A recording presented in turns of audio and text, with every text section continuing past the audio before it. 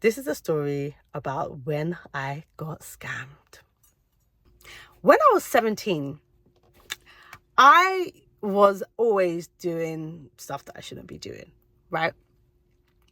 But I guess I was a teenager and whatever, I was on my journey.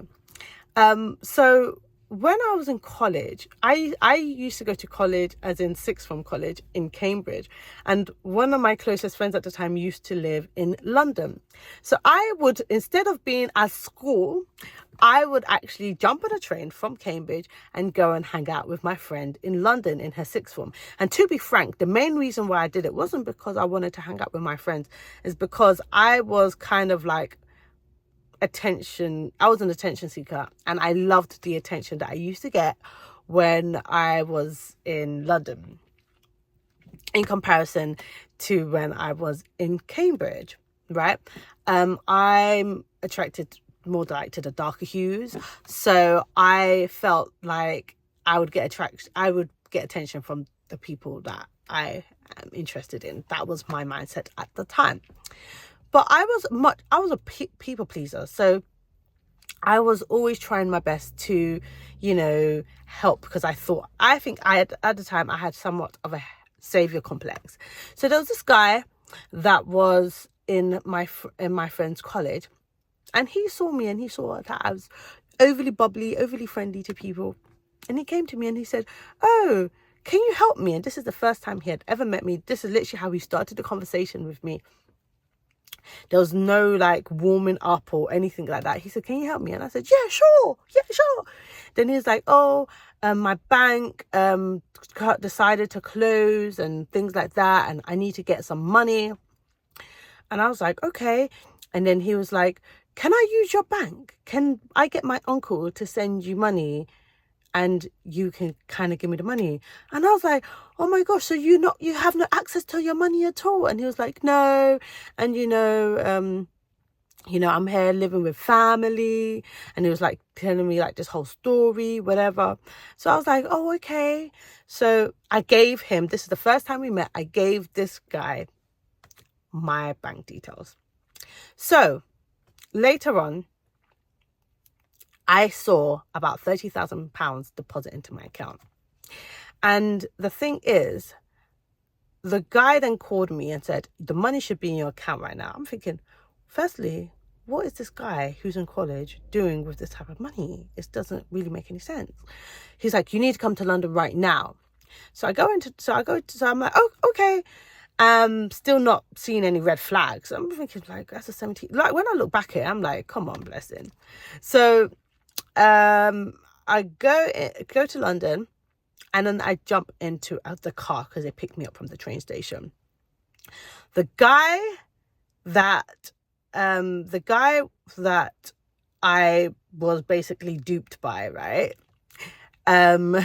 He was driving. Then there was another guy in the passenger seat, right? And he was. Then I sat in the back, and the guy that was sitting right next to me was also. So immediately now my antennas went up, because I was thinking, what is this? I've never seen before at that point. And I was like, why am I like, what's going on? So I said, "What's going on?" He was like, "Look, yeah, the quicker you do this, the better. So just do it. Just do what we tell you to do." So I'm now shaking, like physically shaking. They're taking me to cash points. They're taking me to all sorts of like financial bureaus, all these weird like places to try to get this cash out of my account, to the point until one of the cash points took the card. Glory be to God. So then they were like, "Oh gosh, this is not good." They were all freaking out. "We're not going to get that money now, get the rest of the money." So then I get sent back. Thank God I go home, right? Well, I'll go back to college because I was supposed to be in college, right? The next day, I go to the bank, and the bank's like, "Yeah, you're going to have to pay us all that money back." And I was like, "Come again?" And at the time, I was 17. So I didn't even know those. I didn't understand what like what that even meant. There's too much. I was really panicking at the time. So I remember crying and saying to the guy, I'm going to tell you everything. So this bank manager, I'm telling him all of the names, telling him what had transpired, telling him, the school that the boy goes to, saying, if you want, I could be a representative for people that get, scammed and da da da da. Like, I just don't understand how this happened. I was really upset. And then he was like, okay, well, you know what? You are going to have to, there is a payment plan and you are going to have to make a payment, but we're going to see how we can help you. So, give us a week. So I was like, okay. So I decided that I was going to pray and fast because I was brought up to pray and fast, right? My mum, she's somebody that if something is bothering her, she'll declare prayer and fasting in the house. So in my mind, I'm thinking, okay, well, I've seen prayer and fasting work, so I'm going to pray and fast.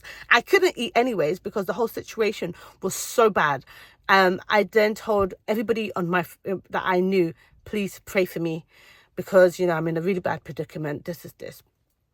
So I prayed and I fasted. My brother prayed and fasted with me. I obviously didn't tell my mom because I was like, I was supposed to be in school. Meanwhile, I'm gallivanting around London. So, on the Friday, I then received a phone call. I was actually in the library and at college, because I was like, there's no way I'm going back to London.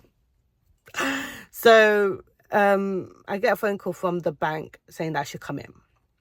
I go in, and then the bank manager says to me, we've decided to clear what you owe, but also close your account. We believe that we shouldn't have allowed such a large sum to enter your account, plus, they were just saying all these things. Basically, it was just God. God had intervened. God had made sure that he had intervened with his child. He knew that his child was an ignorant, naive little girl, but because I'm his child, he's merciful and he wanted to protect me and he wanted to save me in that situation. Even though I was somewhat of a half-baked Christian back then because I was doing a whole lot. But during that time, I was like, I remember during my fast, I was like, God, I will stop drinking. I will stop doing this. I will stop doing that. And God probably knew that I was going to stop doing those things for a short period of time. He was probably doing lips, whatever. But because God is the same yesterday, today, and tomorrow. And he sees before us. He goes before us. So he knows everything. But in that time, he still chose to save me and spare me. And I remember just thinking, wow, God, like that was the first time I really saw how powerful prayer and fasting is and how much God can literally move a mountain. Because realistically, let's be honest, banks don't clear big sums of money like that. They don't. It was a lot of money. And at the time, I just didn't. I was like, God, I need you.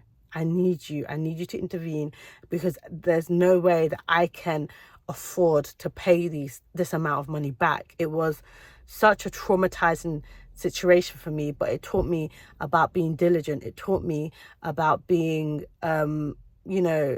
being discerning of the spirit.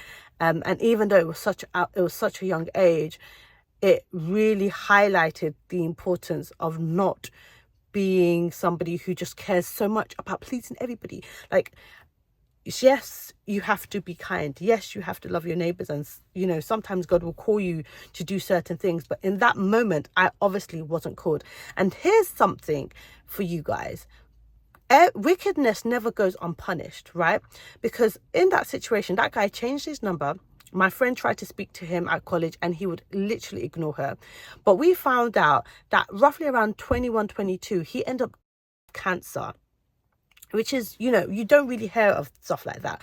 But God knows how many people he had done that to, right? Wickedness never goes unpunished, and God will always intervene on your behalf. In that situation, like, it was a very traumatizing situation for me, but it showed me that there's truly nothing that God cannot do. God can do everything. Nothing is too big for our God. Nothing. Yeah, so that is my story time of the time when I got scammed.